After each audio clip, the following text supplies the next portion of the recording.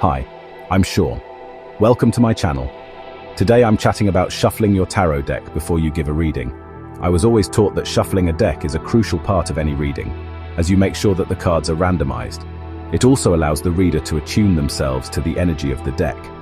There are many different ways to shuffle a tarot deck, and various schools of thought exist on how shuffling should be done. Some people lean towards randomness and practicality, while others believe the method of shuffling itself is imbued with spiritual significance. For me, you need to choose a method that feels right. If you believe in synchronicity, then at an ultimate level, any method you choose will be the right method. I guess this is true, but I feel improving our shuffle techniques can only improve the accuracy of the tarot reading. One of the simplest and most common shuffling techniques, the overhand shuffle, involves holding the deck in one hand while pulling small sections of cards off the top with the other hand. This method is gentle on the cards, making it ideal for older or delicate decks. So what's the theory behind it? It allows the reader to focus on intention while shuffling. This keeps the deck well maintained and avoids excessive bending or wear. The problem for me is that it may not provide randomness, but I guess it does ensure an intuitive selection process. Okay, so let's move on to the next method. The Riffle Shuffle is a casino-style shuffle in which the deck is split into two halves, and the cards are interwoven by releasing them simultaneously in a cascading effect. This shuffle is one of the most effective for randomizing cards, but can be harsh on the deck. The theory behind it ensures complete randomness and removes previous patterns. This style of shuffle symbolizes breaking and reforming energy, making it suitable for significant or transformative readings. Some tarot purists avoid it due to the risk of damaging the cards. The Hindu shuffle involves holding the deck in one hand and drawing small groups of cards into the other hand in a controlled motion. It is a traditional shuffle used in many Asian card games.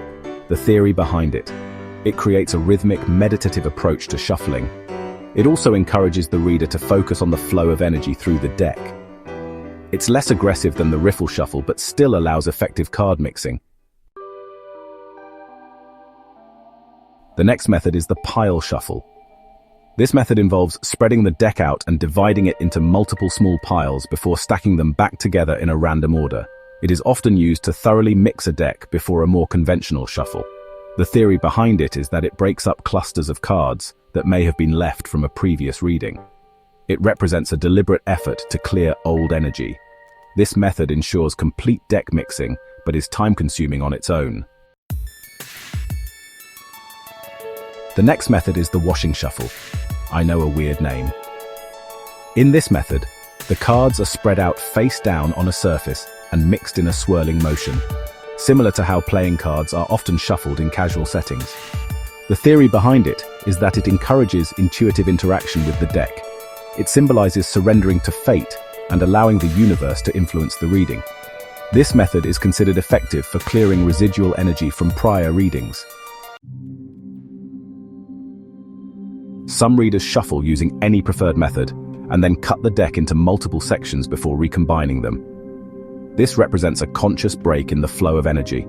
It's often performed by the querent in a reading to personalize the process. Some traditions dictate specific numbers of cuts, like 3 piles for a past, present, future focus.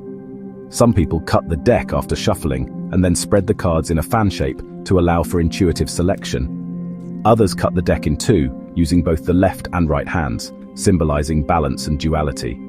There are also those who prefer cutting the deck into 3 sections after shuffling, reflecting the idea that we exist in a 3-dimensional universe. Some tarot readers do not shuffle the deck at all, instead drawing cards from the top, bottom, or specific places based on intuition. This method assumes that the universe or subconscious has already arranged the cards in the correct order. It encourages trust in psychic ability over randomization and works well for daily draws or guided intuitive readings.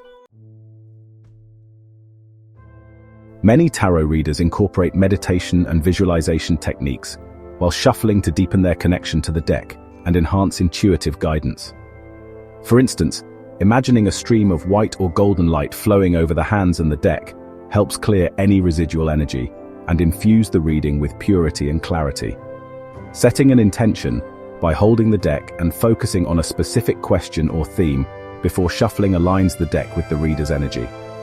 Taking deep, intentional breaths while shuffling can create a meditative state that enhances focus and spiritual attunement. Some practitioners visualize their spirit guides or higher self, assisting them in drawing the most relevant cards. Channeling energy from the heart chakra or third eye while handling the deck can help strengthen the intuitive connection to the reading. The method of shuffling a tarot deck is deeply personal, and there is no single correct way to do it. Some readers prefer highly randomized approaches like the Riffle Shuffle, while others lean toward more intuitive or symbolic methods. The choice of shuffle often depends on the reader's philosophy, the purpose of the reading, and the condition of the deck itself. Regardless of the technique used, the key to an effective shuffle is intention, clearing the deck's energy and focusing on the question at hand to create a meaningful tarot reading. I hope you found this video useful. Please like, share, subscribe.